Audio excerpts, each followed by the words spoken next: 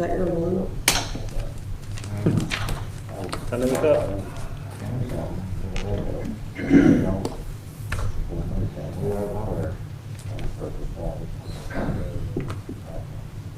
We're live? All right, oh, we're live. Oh, was that your digger?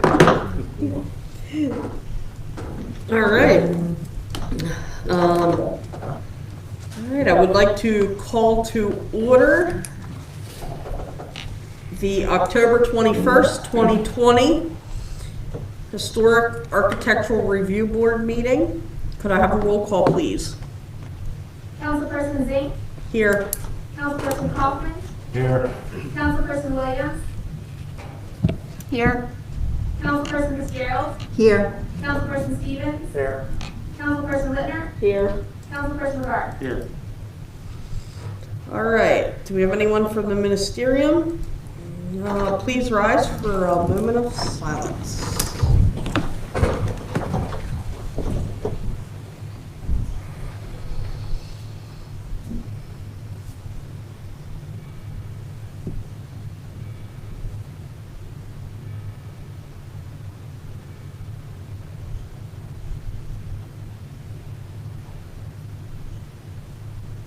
Fran, could you lead us in the pledge, please?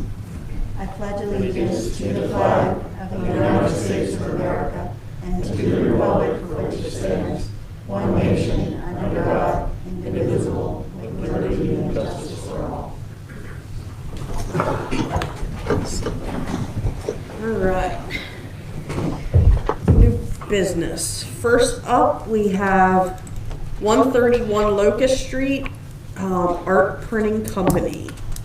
Applicant is Amy and Chris Rodaball. Did I say that right? Rodabach. Rodabach. Yes. And they would like to install handcrafted wooden shutters on the front facade of the building from wood acquired from a 200-year-old building in the neighborhood that was recently demolished. Frank? Yes.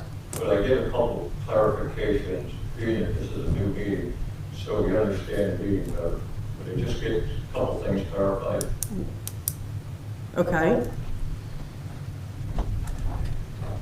I guess I'm confused. I don't mean to disrupt the meeting, I just, being this is new, I don't be able to understand it. Will the public be allowed to participate like what we've done with the last Harb board? Yes. Okay?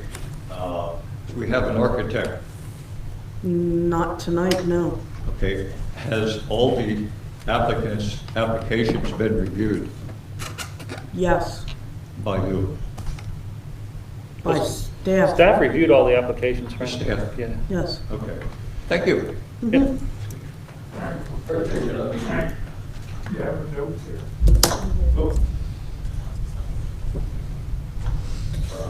All right. And it looks like, Chris, you're here? Yes. All right. So, not quite sure what we do here. So normally in the Harb meeting, they'll have the applicant give a brief presentation about their application, what they want to do. Yep. Council can ask any questions, and then council can deliberate and make the decision.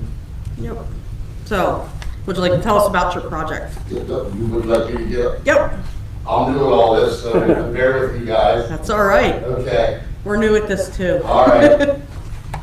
So, my name's Chris Rodabach, I'm the owner of the Art Printing Company at the bottom of the street. We're located in the historic Samuel Miller Mansion at the bottom of the street. And if you guys have taken notice, we've been trying to make it nice down there. We've been doing a lot of different improvements down there, inside and out.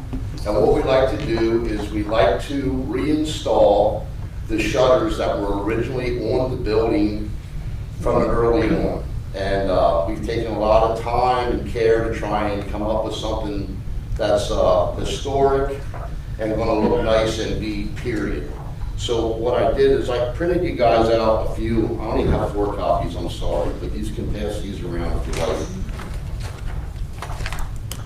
Chris, everything you sent us, we have up on the screen You too. did, this was a new one, I wasn't sure if you guys had this one to kind of take a look, if everyone had a chance to kind of look at what we were doing. So as you can see, on the bottom, there's a picture of the building from way back when it was a Brennan Feed Company. And then I have another picture beside it down there of when S&G owned the building, and smoking them guys. And then currently where we are today. There's also a picture on there. We did acquire wood from across the street from the building that was torn down. Jed Bernthal was in the top picture there. You can see him cutting. We went through a lot of saw blades, cutting through nails to make the shutters. Also, with the hardware, we tried to get back and match all the original hardware that was used on these shutters. We're not just going to hang shutters on the building just for aesthetics. These shutters are going to be fully operational shutters with all period hardware. So they're going to hang on there. The hangers and the hooks that hold them against the building will be all period, and we will actually be able to close these shutters and latch them like they would have done back in the day. It's not just going to be four hooks. Oh, the hooks are going to be pretty cool. There is a picture there on the far left of us holding one of the big ones outside the parlor door, kind of give you an idea of how it's going to look on the building. I did bring a sample of one of the shutters along if you guys wanted to come and take a look. I mean, these are big, they're heavy, they're solid wood. All the hardware is going to be inlaid and mortised in, so they're going to swing and operate great. The girls did a great job of painting them. We matched up with the gold to match with the outside of the building, so we think they're going to be pretty cool. I do have a sample in this book here. If you guys, I don't know what all you've got. I was away and I was in Alaska and I wasn't sure he's got. But we're using the John White Company, and so the hangers, like for holding the shutters open, are going to be really cool. It's going to kind of look like this. Here's a sample of one of the hinges if you guys want to see those. You're going to get the alligator legs. Yeah, these are going to be pretty cool. Let me see here, I'll find another page. This is the actual hardwares that we're using. These guys are awesome. This company goes back to trying to use all period stuff. And then this section right here was going to be the S hooks that we're going to be using to hold the shutters open with this style here. So it's going to be pretty cool.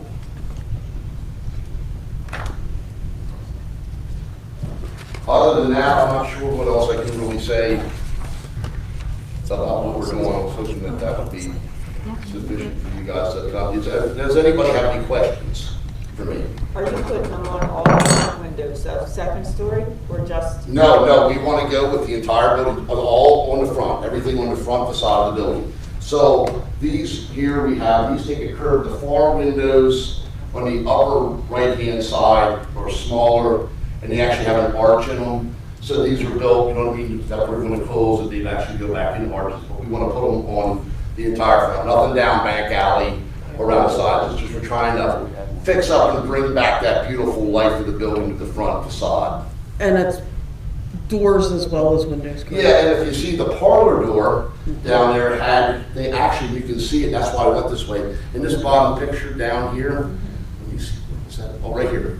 So there's the actual parlor doors, far right behind. The door going into the parlor, they actually had shutters that closed in front of that door, which is really cool. And we do have those made. They're the biggest ones. I was going to bring that one, but they're massive. It's taller than me, and they're big. They're going to be really cool. We spent a lot of time putting them together, and hopefully we'll be able to move forward with it. Looks like you used the original shutters from this picture. We tried to stay, we tried to, to match up, and again, like when the ones that are going to parlor, that'll have 3 panels as well. I think the original one had 3 panels, I'm not, but yeah. Am I to understand that you took timbers from an existing building, a demolished building, and reconstructed? Yeah, that's what the pictures that Jed is. It's not like you took old shutters and reconditioned No, and refashioned. These are handmade from timber. These handmade from scratch. They were built from scratch. Yeah, we went through a lot of saw blades ripping those timbers down. There was a big pile of timbers. I got permission to reuse some of that. And actually, when they were tearing the building down across the street, I was up in the attic many nights after work prying up floorboards out of the attic over there that we reused in the back hallway of the Brennan feed mill.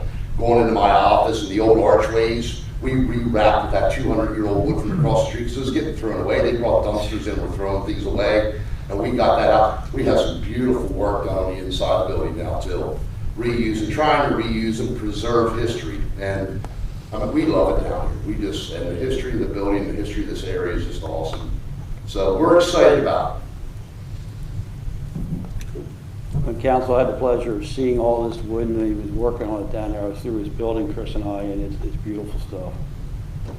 Yeah, when anybody who wants to stop down anytime. I tell people all the time. And Fran knows what, if you come down, I'll happily give people a tour around. A lot of people don't realize, you know, what's going on down at the building, the history in the building, and it's even there. People are coming through this town, live through their whole entire lives, and they're like, what in the world? I didn't even realize this was here and what was going on. So it's a very cool space. The Underground Railroad was down there in the basement. The whole feed mill's still intact downstairs. It was a toy company. It was a feed mill. And this is a lot of history. The Columbia Bank and Bridge Company was down in their front office. I mean, they owned the bridge that went across the river that was burned during the Civil War. And there's just a lot of deep history in this town with that building that a lot of people don't even realize. So, yeah, I invite anybody that would love to stop down, and I'll be happy to give them a tour. Absolutely. All right. And I guess I went out of order. Normally, Harb would read the staff review, so I will do that. The title was a consideration of certificate of appropriateness for the installation of handcrafted wooden shutters on the front facade of the building from wood acquired from a 200-year-old building in the neighborhood. The project description is the property owners are requesting approval of a certificate of appropriateness to install functional handcrafted wood shutters on the existing front facade of the building. The structure was across the street from 131 Locust Street. The shutters were handcrafted by a master craftsman and repainted by owner to match the paint colors on the existing building.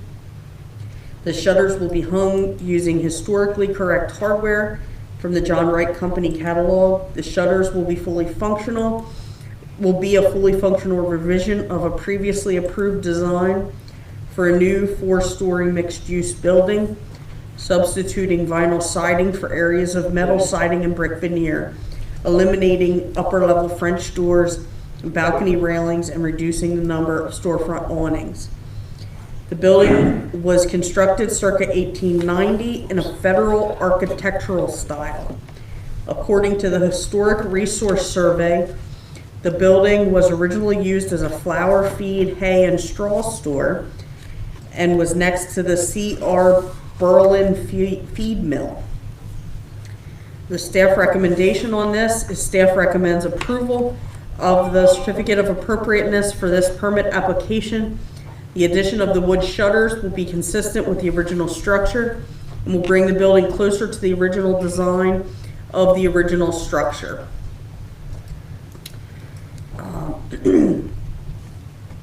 Does anyone have any other final questions or concerns for the applicant?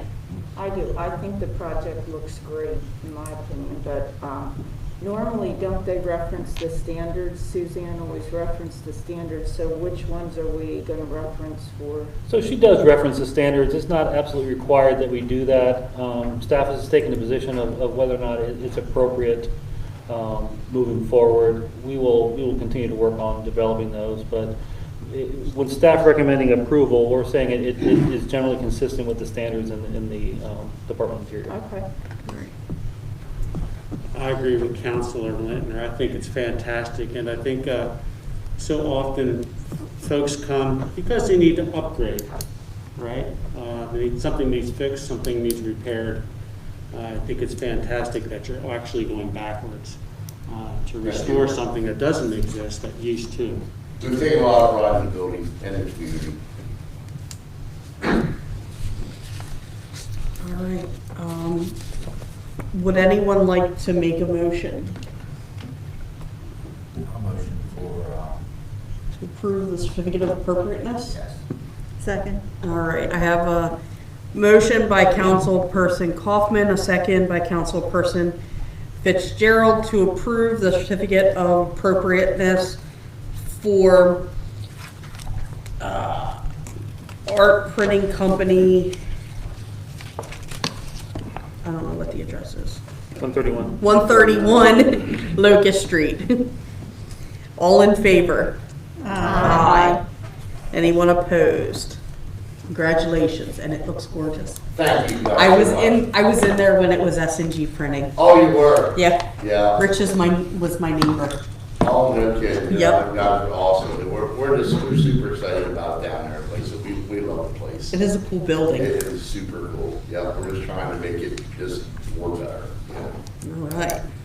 All right. All right, well, thank you. Okay. If you would like these back, or No, you guys can hold on. I do need that one. I just need that The staple back. That's catalog. good. Yeah, I need that back when they come in sets. Yep. So, no, you guys can hold on. to that. Yes. Yep. Yep. Because it's approved, you just sign this. right? Absolutely. On.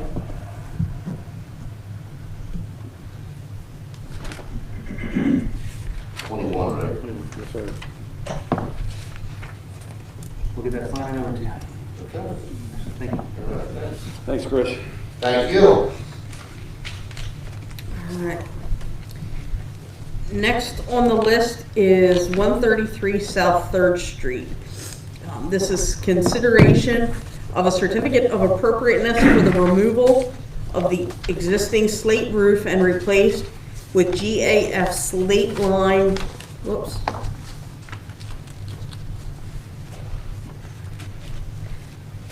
Slate line designer series asphalt shingles.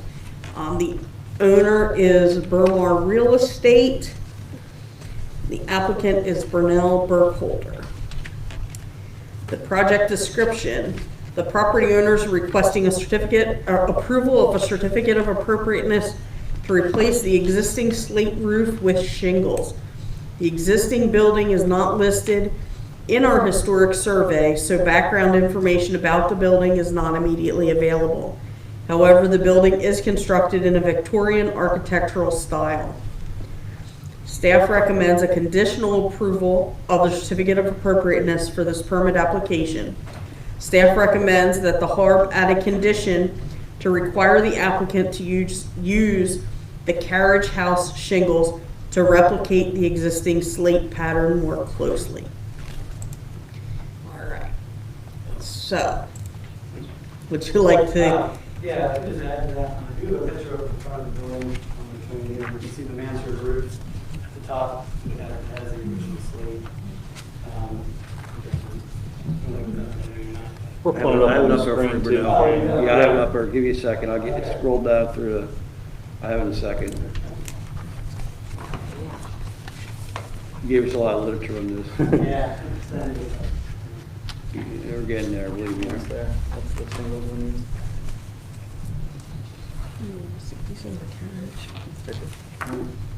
Coming up. That's the carriage.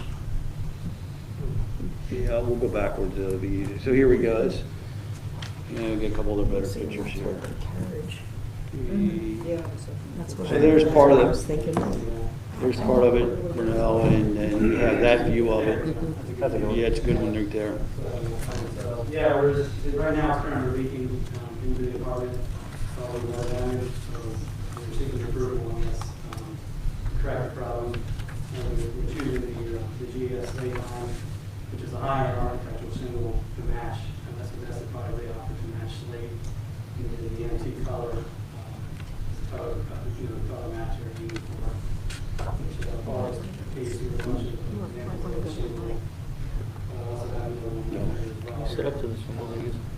That's the slate line. It's a product they made, higher end product they made to match slate for situations like this. We're actually replacing with real slate. There you go. Cost wise isn't. I got a better picture of Burnell right there. Isn't this a series right here? Yeah. That's a carriage. Right there, right there. Well, Got the series. What color would you be using? that's the antique, gray. Antique gray. Okay.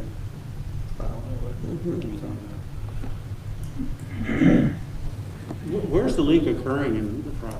I've read- It's coming in, yeah, we actually replaced section of the roof top of the rubber that we thought was leaking there, but wasn't that, is inherited down coming in now the answer roof, and it's coming into the wall, into the apartment. Did you have a slate roof specialist come out and take a look at it and give you any recommendations on whether it can be sealed or repaired? Well, Joyland themselves is the one that did the one roof, and they also seal around the windows in the front. They seal around the slate. They've been coming up all the time trying to figure out what's coming in. So they finally narrowed it down to the slate. That was their recommendation, is to replace it. A lot of times when they put flashing in, we've had places where guys flashing in the slate to make it, repair one piece of slate. Once it starts deteriorating, it continues to deteriorate. So they could maybe slid in a few pieces of metal here and there and try and got it. They said to do it, to do it right, to stop the leak, they're recommending a complete redo. Because then they can redo the flashing around the dormers. It's a lot of times a trouble spot with the slate. They take that off and then they can put proper flashing almost out of dormers. Because it's getting in and it's going down within the wall right there below the current wall at the bottom there. Right here? Yeah, right in there. And then it's coming in the wall actually, through the wall. So you can't repair the wall. Excuse me. Sorry. Yeah. So we on that.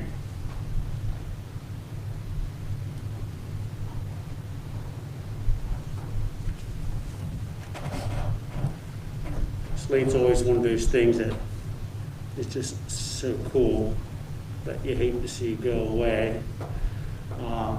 Yeah. I'm just curious to see if it was repairable by a slate expert. There are folks that, I know it's expensive, and I know slate replacement is very, very expensive and highly uneconomical for average folks. The slate repairs, I think, may hold up for a little bit and then back in the same issue we had a year from now when other ones start to fall off. Right. It would be a straight answer without the dormers. I think it'd be more incredible, but like I said, flashing over the top of the dormers and down the sides makes it hard to come around. Your house was built when?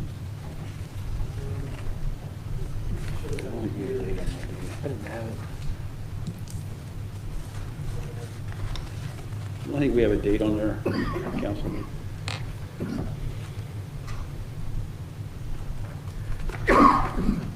So you previously got this recommendation, correct? Sorry. You previously got this recommendation. Yeah. And our recommendation is to use the carriage house shingles, which visually looks similar to, The slate, that's the scalloped ones, yeah. Yeah, we can switch to that. I don't see that being, that you feel that's more comparable. yeah, and I think the whole idea is when you're replacing it, Just try to match it. match as close as you can. Yeah. I think the carriage house actually has like a fake shadow on it to give it the illusion of dimension and depth. Your bill will be 90. 1890. Yeah, so there's our, what, 130-year-old shingles, right? What are you gonna do with the slate? Yeah, that's, you take that stuff off, so it's common real quick. Yeah. Yeah. There's old nails, rust. Real, Yeah. All right, does anyone else have any other questions or comments or concerns? Would anyone like to make a motion? I like the motion with a condition.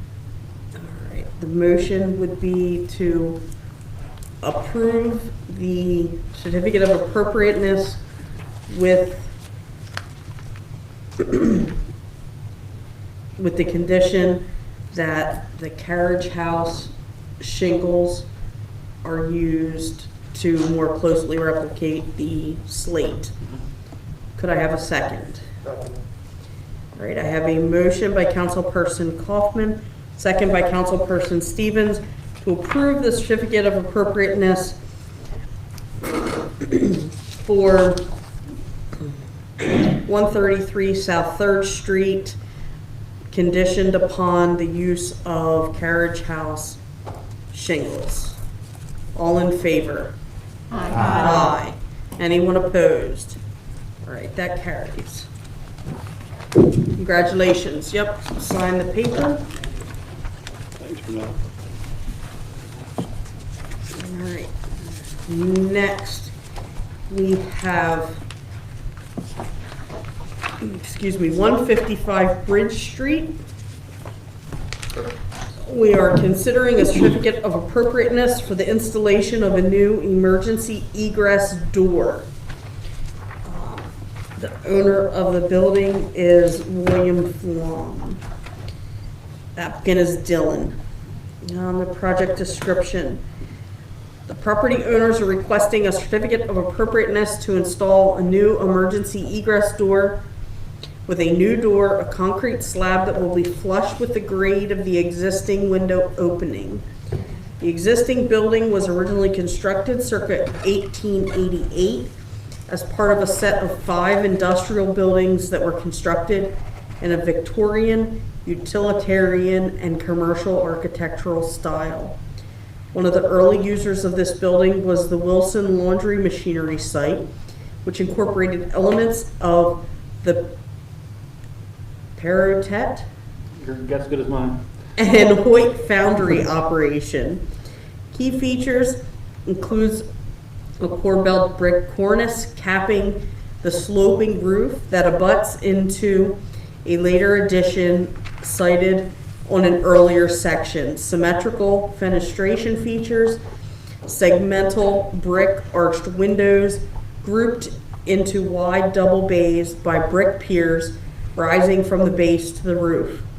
The next section, added around 1900, sensitively merges into the first.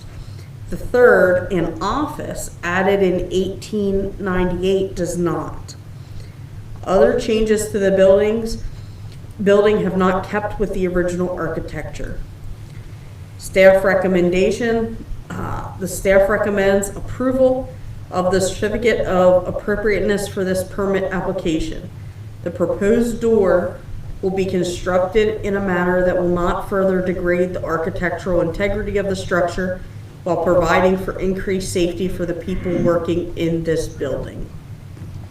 All right, would you like to give us a... Good evening, I'm Keith Good from CGA Architects in Illinois. As you can see from our application and staff description, we're trying to get this part of the building occupied, and Dylan Flunk, who's in the back, had previously gotten approval to put an entrance door up in this former door opening here, and that was approved by the Historic Architecture Review Board. We need a second means of egress towards the back of the building, and you can see the area where we're going to take a window out and put a door in. We're going to need to build a ramp on the inside to get up to that level, and then we'll pour a flush concrete pad in the alley. And the plan is to take the plywood off. The plywood covers over the old trim that was around these windows. So we'll take the plywood off, and we'll resurrect that trim from the existing window and pull some from some other windows that are not visible, and rebuild that trim in the old, in the same profile as what was there. Put in a flush hollow metal door, and then create a horizontal, put an AZEK panel up, so it keeps the brick arch and just lowers the brick sill down to the grade. So pretty simple project, and not a whole lot exciting about it, but we're getting rid of one of the plywood panels and showing some of the trim. You have any other questions if you have?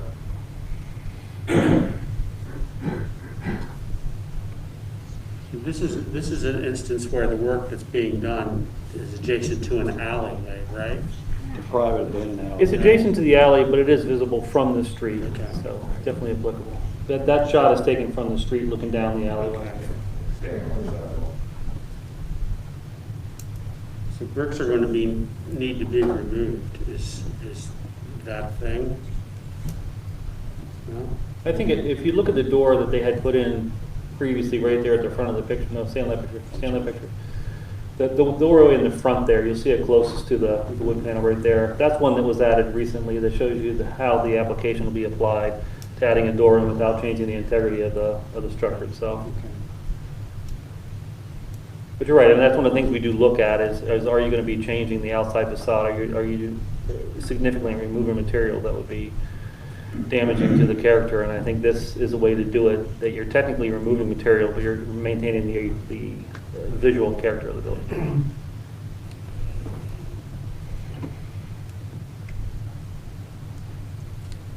You said you're gonna have a slab on the outside there to step down onto, Yeah, into the private alleyway? yes, flush on the private alleyway. Looks like I think it's there's a public people. alleyway. Huh? It's private, it's split, so, Would the people Just- on the other side of the private alleyway have to say in this matter? No, I mean, it's not gonna be a step up, it's flush down. It's flush. On, it's flush with grade. Back to you, so So if people we're trying to can- get someone in a wheelchair, we gotta get away, get out of the road.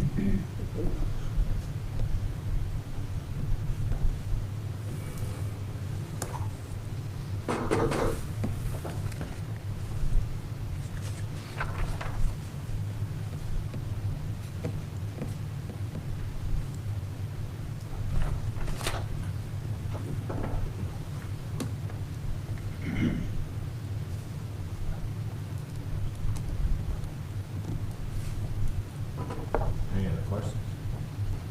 No, I don't think so. Would anyone like to make the motion? All right. To approve the certificate of appropriateness. Second.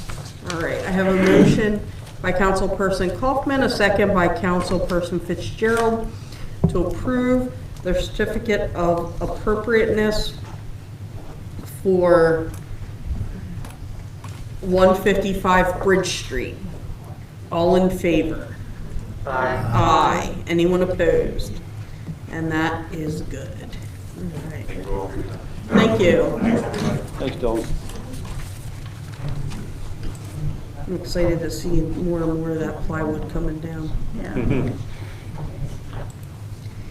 All right, next we have 236 Cherry Street. Consideration of a certificate of appropriateness for the removal of an existing freestanding sign and replace it with a new freestanding changeable message sign. This is at the Assembly Pentecostal Churches. The applicant is APJC Emmanuel. The property description. Property owners are requesting a certificate of appropriateness to replace an existing freestanding sign with a new sign. The new sign will be constructed with a brick base with wood frame and glass to protect the changeable message board portion of the sign. The existing church was originally constructed in 1870 in an Italianate architectural style. It is a 2.5-story structure with a gabled roof resting on corbelled brickwork cornice. There are a pair of arched dormer windows on the attic level, and the windows and entry have gently arched hoods. The entry has a colored glass transom. Staff recommends the approval of the certificate of appropriateness for this application. The proposed brick and wood sign will complement the brick of the existing church and provide a new sign to replace the older deteriorated sign. Yes, my name is Charles Grubb. I'm the treasurer and co-pastor of APJC Emmanuel. And what we have is what I believe to be a fairly simple request of replacing a sign that has been there for quite some time and is in a deteriorated condition with a new sign in similar form to the one that's there, using wood and brick and glass, and to allow it to be lighted on the inside so that one would be able to see the message that is on the interior. As far as being changeable, that would be the same as the current one where you would take letters out, put letters in. And we believe this to be, as I said, a very straightforward process of replacing something that is deteriorated with something in like fashion. What's the size of the proposed new sign? Is it the same size as the existing sign, the same square footage, ground space? Yes, it is intended to be the same size.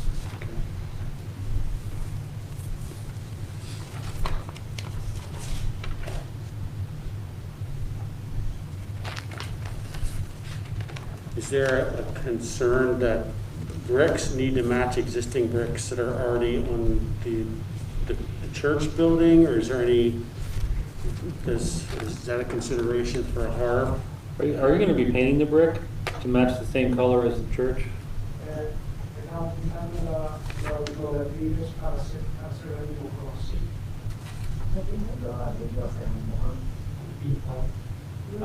Yes, we would like to paint those to be the same color as the church. So then, as long as the bricks are of similar size, it'll match the integrity of the existing church building.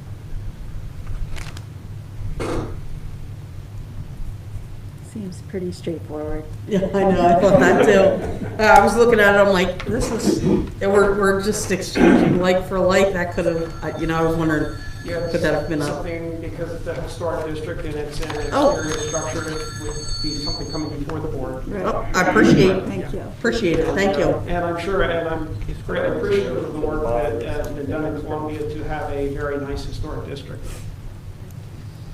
So the only main difference is the bottom right now is 2 4x4 posts, and I think putting the brick in as the foundation, though it's a technical change in the sign, it's going to be complementary to the style of the church itself. Well, the reason I asked was because I'm sure it's not an architectural drawing, that's for sure. Yeah. It's a sketch, and a very good one, but the size of the bricks and scale to the size of the sign and the drawing Right. were not No, equal, great so it question. kind of threw me off a little bit. Just thought I'd ask the question. Good question. And Right. is that a slate? Or that's wood at the top of the brick there, right? Or- That'd be a wood frame. Wood. Yeah. Yes. Did you say how tall the brick base is?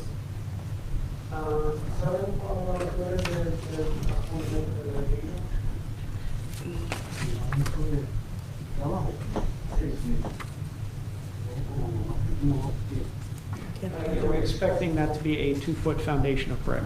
Thank you. I'll make a motion to approve that CLA. All right. I'll second. All right, I have a motion by Councilperson Fitzgerald, a second by Councilperson Stevens, to approve the certificate of appropriateness for 236 Cherry Street. All in favor? Aye. Anyone opposed? All right, and that carries. Sign the form. Flying through. That's what I like it. All right, next, we're going to have 329 Chestnut Street.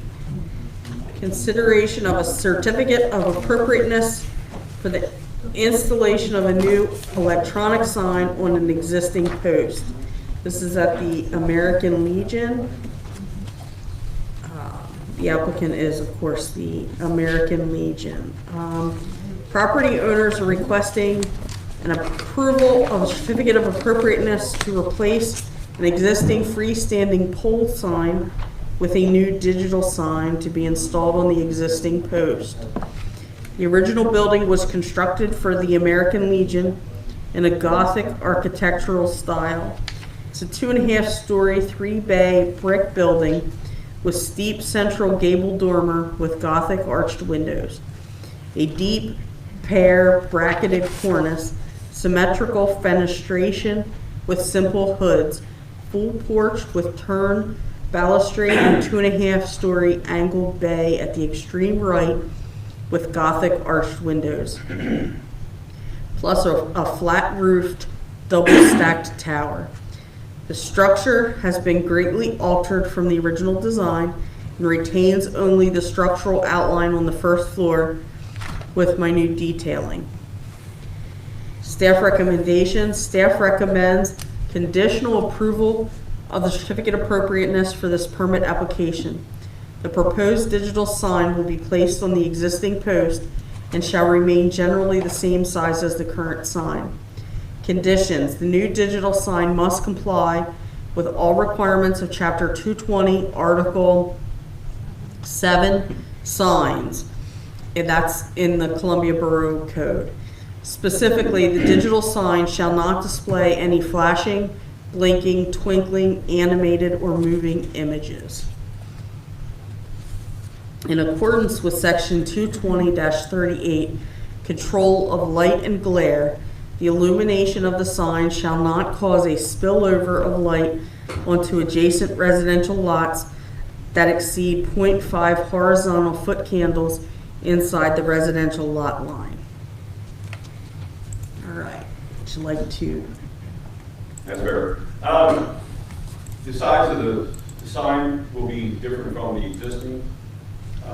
We discussed with Jeff home before he had left, we're out at 20 square feet, so we're looking at 405. Suzanne had the drawings that we had from Signorama. And basically what we're trying to do is we basically work with the community. Last year we gave $138,000 away. We're looking for another way to present ourselves to the community. We do media, we do Facebook. We have different functions. That was just an example of what it was. Even though it was huge. Every summer we do a fun fest for the kids. We have 250 kids in there. Don't cost the parents a dime. So we're trying to put a better message out to the community.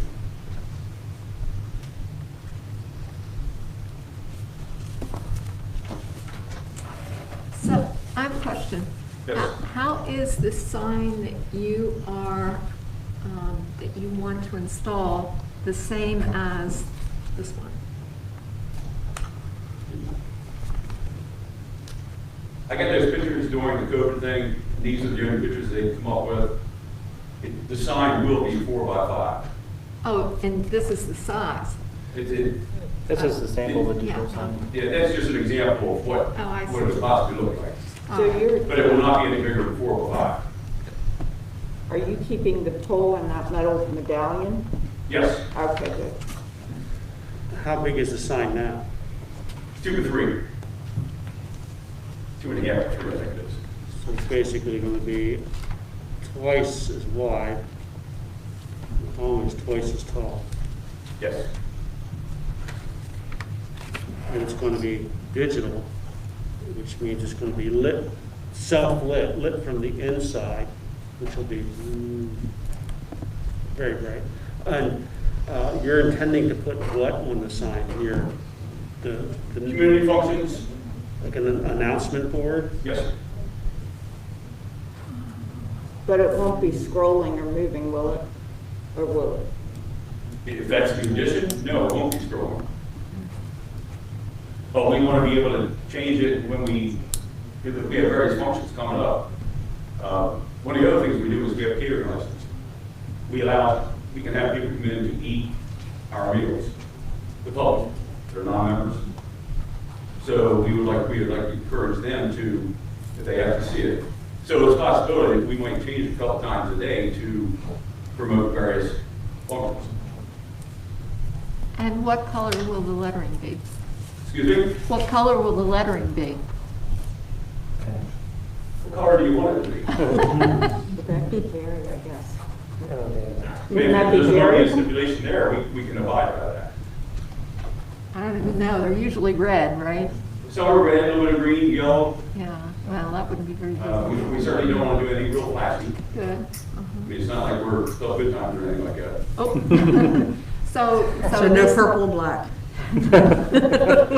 If you allow it. So this sign will be static.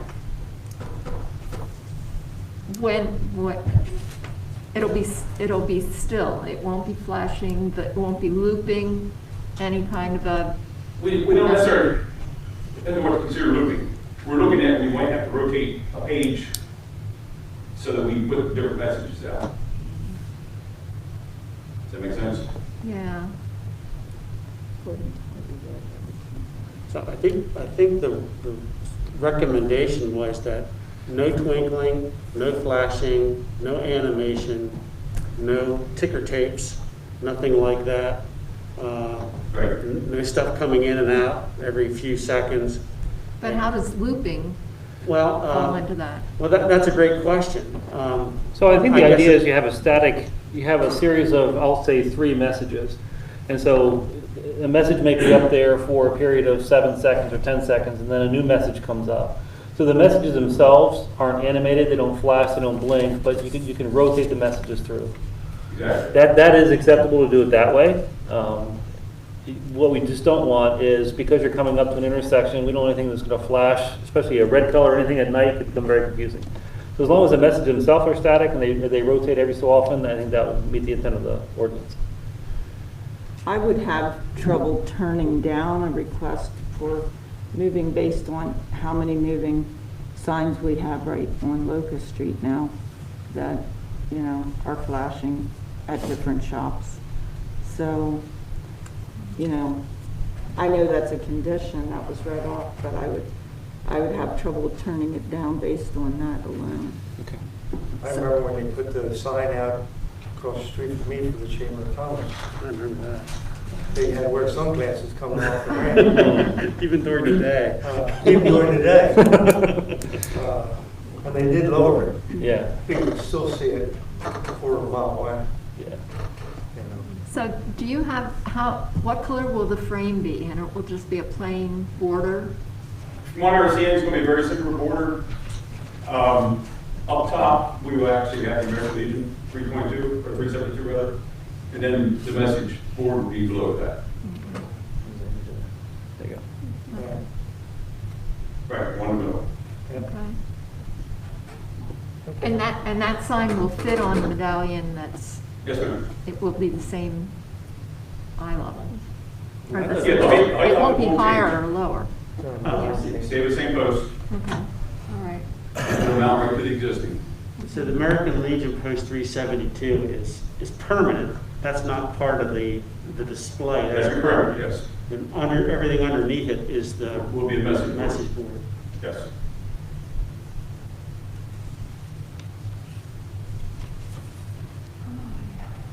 Do you understand the 3 conditions? Had the no flashing and bright lights and stuff? Yes, sir. The illumination?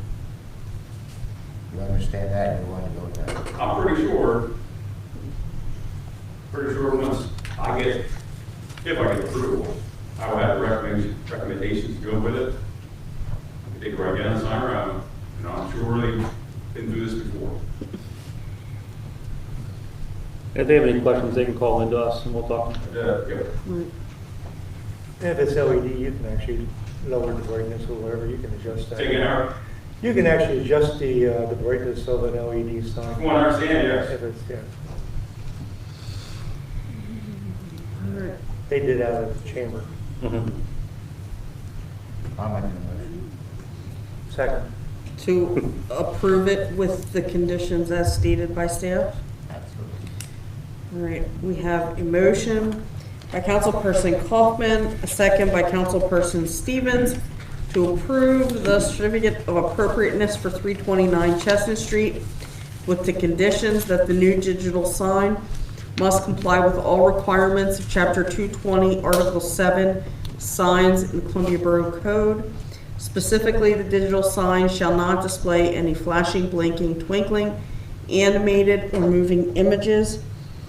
In accordance with Section 220-38, control of light and glare, the illumination of the sign shall not cause a spillover of light onto adjacent residential lots that exceed 0.5 horizontal foot candles inside the residential lot line. All in favor? Aye. Anyone opposed? Congratulations, you can sign the paper. That will be on a permit Yep. recommendation, correct? Yep. Thank you. Okay. What's that?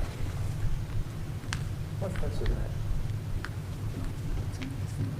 All right, the next Yep, thanks.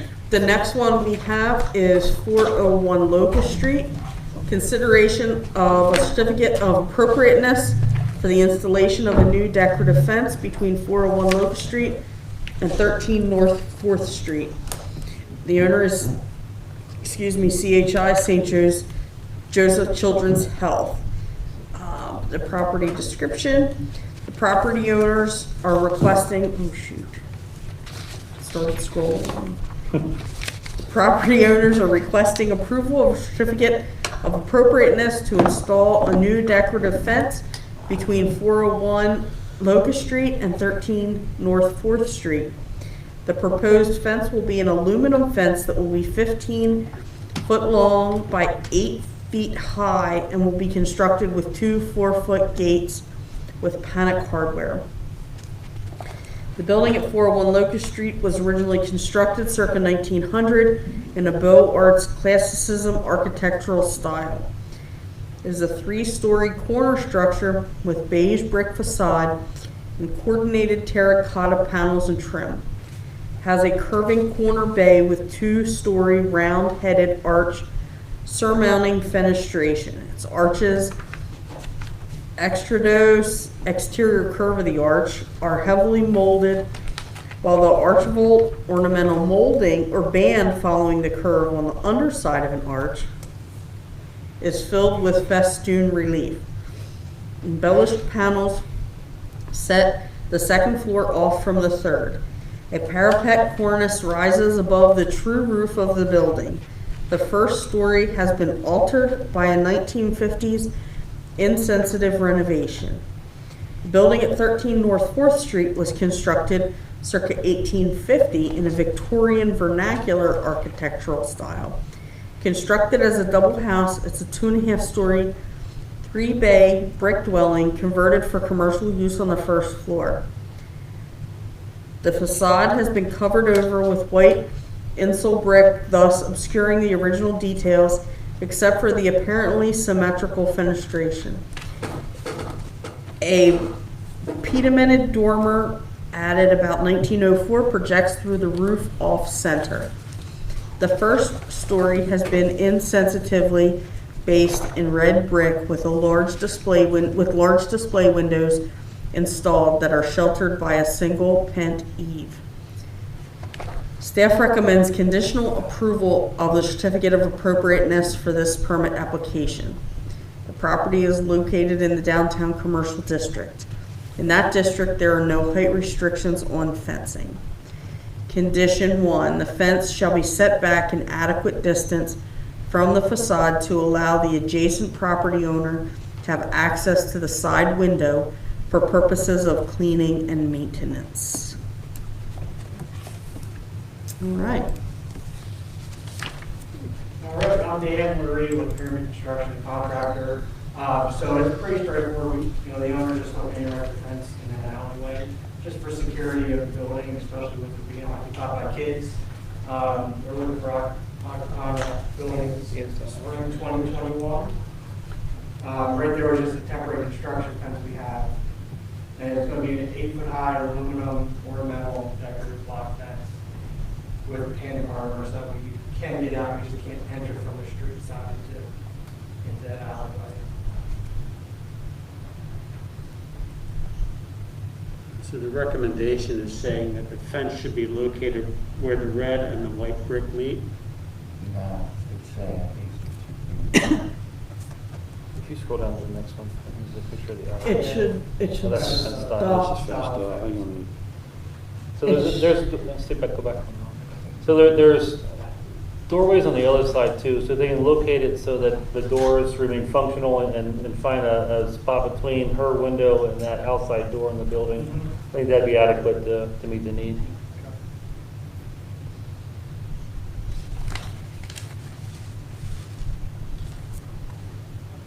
So you're saying at least beyond the red brick to that egress?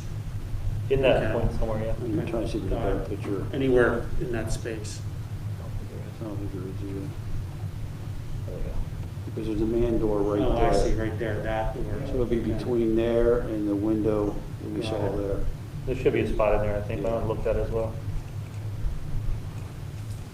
But if you scroll down one second. All those fancy terms, you scroll down one more.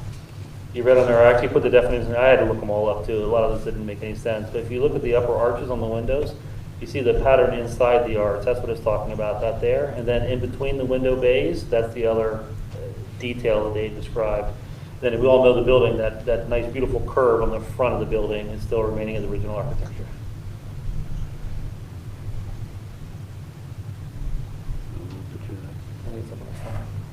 I have a question.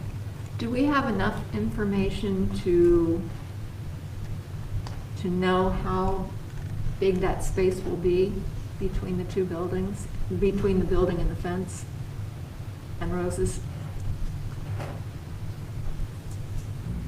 No. No, are you talking about how far it's set back or what? How much space will be between the deli and the fence? As minimum as possible. So you're talking from this fence post between the deli wall? The deli wall and the fence. Like right here? Yeah, it's going to be up tight against the wall, the building. Well, that's, It's set back. The word set back. explain. So the deli sits on a 0 lot line, so the outside wall of the deli is the edge of the property line. So their property for 401 goes all the way up to, I'll say an inch from the wall of the deli, is their property line. So the deli cannot use the door back beyond that ladder of their building, is that what? For regular access, no. That door is never intended to be used for regular access anyways. Just for emergency access.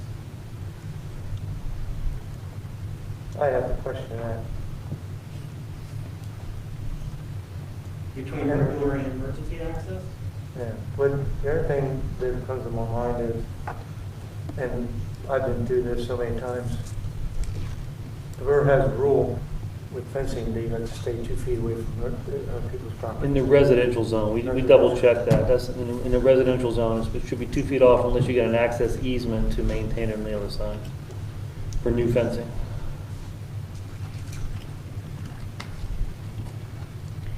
So it looks like on the side, in that picture, you can see there is some sort of utility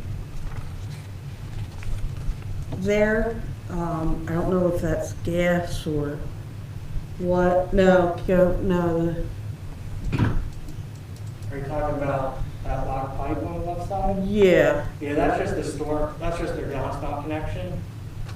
Okay, I just wanted to make sure that no utilities would be impeded. Well, how's the downspout fall then with regard to the fence that's going to be set back? It actually goes underground into an underground system. But I mean, the part that's visible that we can see, will they be able to access that for repairs? Yeah. I mean, if something would happen to it and the fence is, Yeah, I mean, they'll be able to access it from the other side. What other side? You can access that parking garage to access that downspout connection. There's a door from the deli that leads out into the alley. Yeah, but that's behind gonna be the fence. blocked off. What's that? That's gonna be blocked off by the fence. No. The door will be door's way blocked back there. in an emergency. Yeah, that door is way back. Yeah, that's all the way back in the back. It's way back in the back. That's where you I think the door he was Isn't that where talking- you used to go back there with the guy with the clothing and dry cleaning and yeah, stuff? well, there's two doors, yeah. The One other was on the one, deli, and then the far one on the other side of the actual parking lot comes out of the dry cleaning plant. Yeah, that's the door out of the building, or out of my deli, and then that's one for the dry cleaning plant, which is actually on Richard's property, the one that has the on in the roof. Well, one question I have, Rosie's here, she must be here for a reason, and I'd like to hear the reason. Well, I have a couple reasons, actually. Just to be fair to her business. Yes, thank you. Do you mind if I show you? I took some pictures because, and I know I'm not supposed to be on their property, the code is told multiple times about me being on the property. So, and we were very compliant during the whole time of construction. So, I went out today and I took pictures of what was left after construction. So there's damage to the building, big gaps where water runs down into my basement that's never been repaired. So that was one of the concerns I was hoping to get to talk to you about, or somebody from CHI, to see if they're actually going to repair this, because right now we have water when it rains running down the walls. And that's a valid concern, but I don't think it's appropriate Right. for this forum. Right. I mean, we're focusing here on fence, not about water and down property. And I mean, no one to address this or who to address it to, so that's the only reason I'm bringing it up now. But I was concerned about fencing as well, because during construction, we were not allowed to clean the side of the building. And that was a concern, because obviously I'm running a business, a food business of all things. I just want to be able to maintain access to that side of the building, so we clean the window, paint it, and communicate. And like they said, how can you get to the outside of the building for repairs, because they got cable runs down the side of the building. If they're gonna have a problem with us having to access that, I know it's their property, but we just want to maintain the building. Yeah, and I assume you have no obligation with that. Okay, that was like really, I was really concerned, you know, and like I said, fence being so far on the main street, because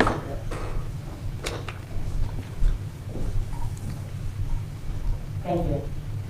Frank? I know kids with skateboards like that new area right now. Every night. Yeah, I see them a couple times, yeah.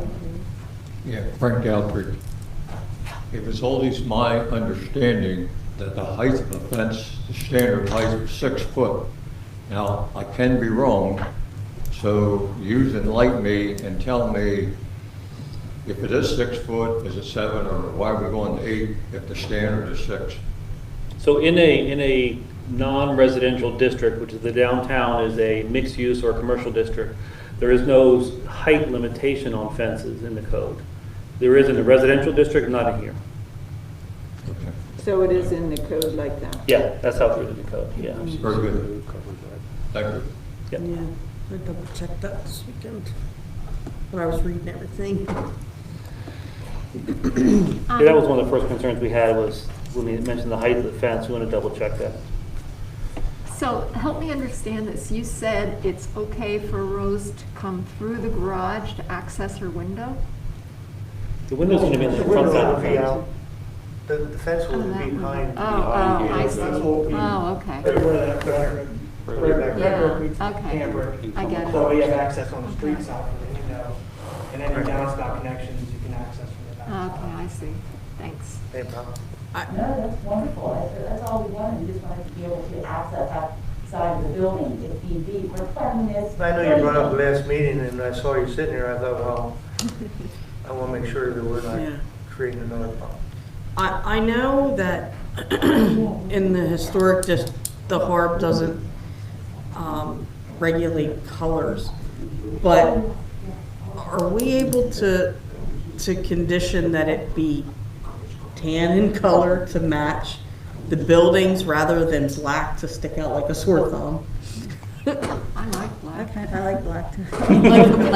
I mean, I do too, but I just, The bottom of that building has some black. Yeah, yeah. Marble or something. okay.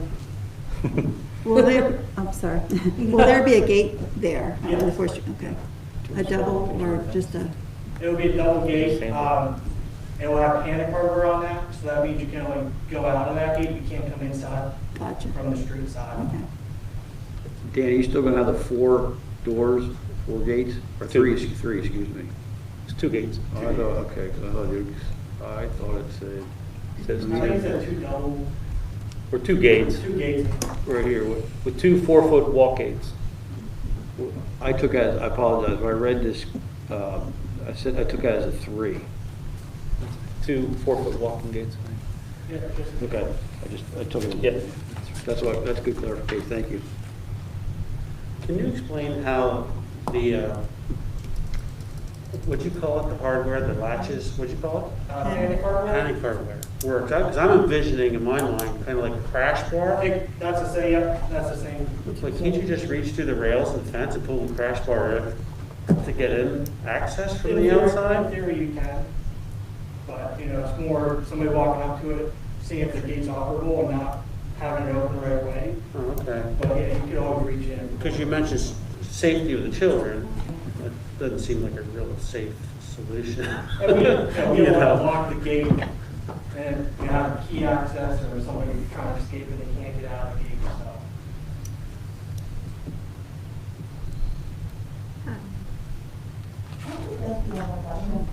On the far side of the parking lot, will there be a second gate over there onto Richard's property behind the? Over on. Yeah. Yeah, there will be a second gate on that side. Same thing?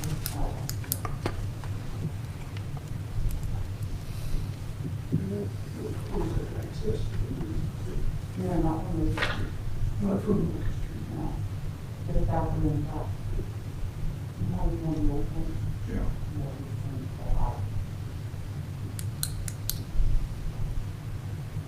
Did he have any concerns that he wanted to? He was just worried they were gonna put a fence on Locust Street, so no one could access the plant from Locust Street now, says in it. Okay. He let the fence he had, but it was only a 4-foot fence that he had prior that serves for the 8-foot, so that's pretty much the same. I didn't want him to think we were ignoring him. No. He has trouble with it, so. That's fine. A lot of times that's what I thought. All right. You understand the conditions? Yep. Setback? All right. You make a motion to approve it? Anyone? I will make a motion. All right. I have With conditions. motion by Councilperson Kaufman, a second by Councilperson Brigard to approve the certificate of appropriateness on the condition that the fence shall be set back an adequate distance from the facade to allow the adjacent property owner to have access to the side window for purposes of cleaning and maintenance. All in favor? Heather, just real quick, I think, did Pam second it? Or I- did- Okay. I That's heard what Todd heard. first. Yeah, I Okay. heard Todd first. Thank you. All in favor? Aye. Aye. Anyone opposed? There we go. Please sign the form. And then, is that it? Please send me this.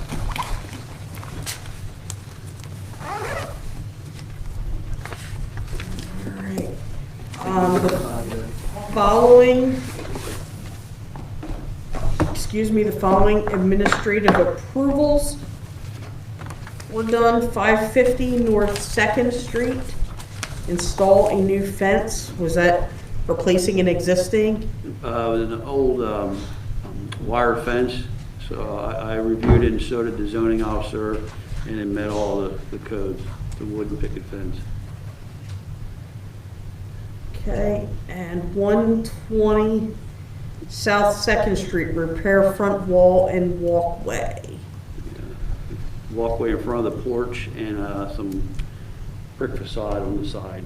Again, it didn't meet the criteria to come through the approvals. All right, and 260 North 3rd Street, installing a new fence. Was that also a replacement? That was a new fence. And that's also where Harb approved demolition of a garage.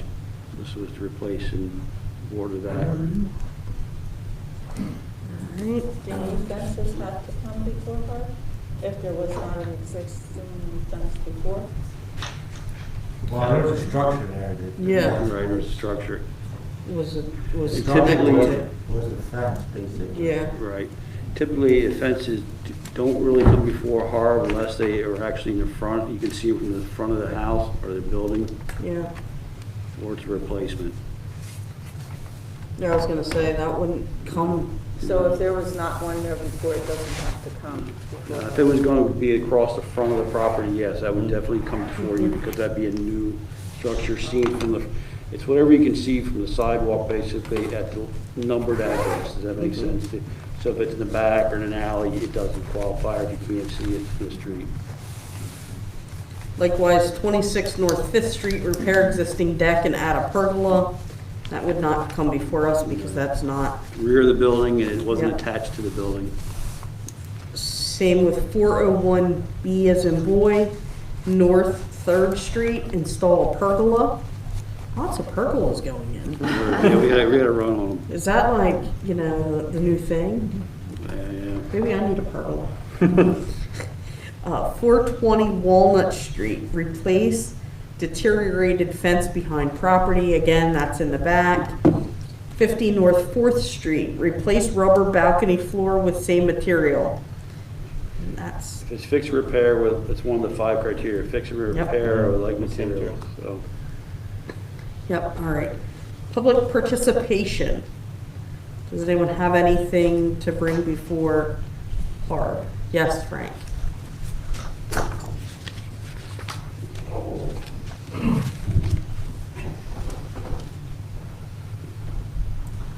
Thank you.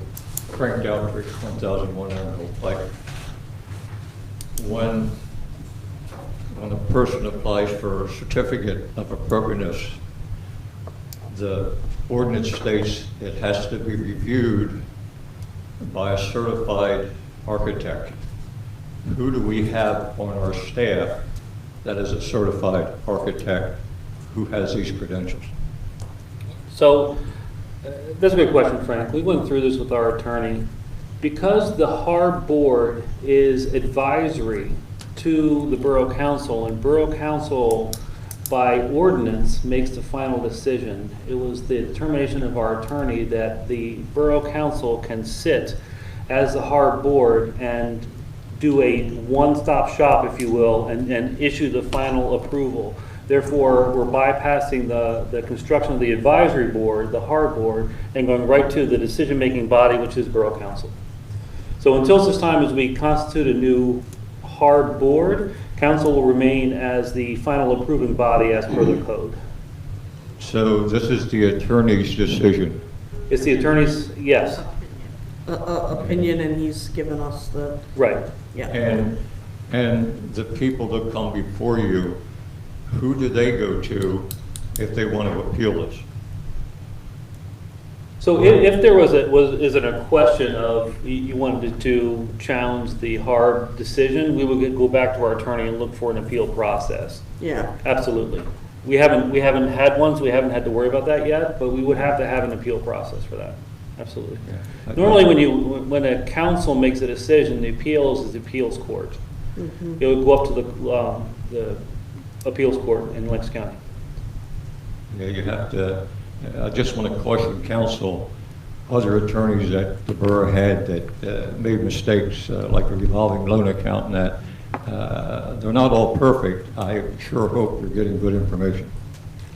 And Frank, in terms of architect, I'll just remind you that the Harb functioned for the better part 14 years. Of how many? About 14 years. 14 years without an architect.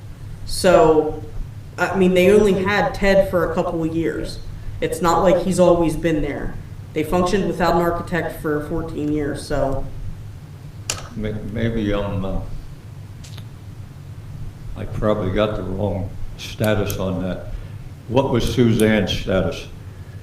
She's a historical consultant and a planner, but not an architect. So the ordinance doesn't cover a consultant. So our ordinance talks about having a consultant to advise the Harb board, but again, the Harb board is still advisory to Borough Council, who has the authority under the code to make the final decision regardless. Irregardless, ooh, that's not even a word, is it? No, it's not. Sorry, I just made it up. Yeah, that's cool. Yeah, it got a little bit confused between the two, but you're right, Heather. I went to many a meeting that we didn't have an architect. Yeah. Yeah, and I mean, we didn't have a realtor until just a few months ago. Right. Yeah. How did we get through that if the ordinance says we had to have one and we didn't? How did we go all that time without an architect? That's, when you have a full board, that's the construction, but it doesn't, and I actually talked to the Harb expert at the Pennsylvania Historical Museum Commission, PHMC, because we had these same concerns. And that is the guideline if you are going to become a certified local government, which is a status under the Historic and Museum Commission. It's a higher level of review, if you will. So in order to meet those criteria of a certified local government or CLG, you have to have all those pieces in place. you're not in violation of anything if you don't have, like, we didn't have an architect for 14 years, you're not in violation of that. No. We would just not have been able to be certified under Right. that criteria. So that's something that I've committed to the council and the previous Harb board, is that once we get the new board constituted, we want to work that direction and become a certified local government, because it does provide additional resources, including funding, to do additional studies, research, educational outreach materials, etc. So it's a goal we're working towards. Okay, and you understand why I'm up here. The mayor and some previous council members felt the other board wasn't doing their job, so we, the public, have to try to oversee to make sure that No, that's Who's not ever what, doing- that's not what they said. well, It was never said that anyone thought they weren't doing their job. it made it look that way, Heather. So somebody has to just make sure that, hey, we're on top of things. Sure. Yep. Thank you. Anyone else? No, yeah. I just had a couple things, and I wanted to wait till we were finished with those, but something you said, Mark, about the standards. Are you thinking of abandoning use of the standards? I am not. In the code section, I actually have it out. What it says in 130-21 subsection B, it says, "The Harb shall be guided by the standards when reviewing the activities that are regulated by this chapter." So we did review the standards. I went down them when I wrote the staff reports. I didn't write which standards they meet, but those standards are what you guide the board by when they make their recommendations. So it was not that they've been abandoned in any way whatsoever. We're not ignoring the code in any way. I didn't write them into the staff reports as Suzanne does, which is a very good way to do it. I'm not faulting Suzanne. I think she did a great job. She always It's not absolutely required to write them in your report, but it's required that you look at them when you evaluate the applications. Right. And another thing that troubled me a little bit, I believe the Bridge Street guy came over and signed before we actually voted. Okay. How did he know it was going to be approved, though? I mean, we had only motioned and seconded. We didn't complete the vote, and he was already over there signing. I will be careful not to have them sign prior It to. just doesn't look good Sure. to me. I respect that. Thank you. Yeah, I apologize for that. May I ask a question? Mm-hmm. It's a free-for-all now, just go for it. The briefing about the property, where it describes the architectural details, who provided that in the recommendations that? So the briefing I took from the surveys that were done to, when you establish in a historic district, they go around and they do an evaluation of every property. And that's the description that's written in the manual that we have that lists all the properties in the historic district. So that was probably done by an architect and a historic preservation planning firm that prepared those descriptions for us.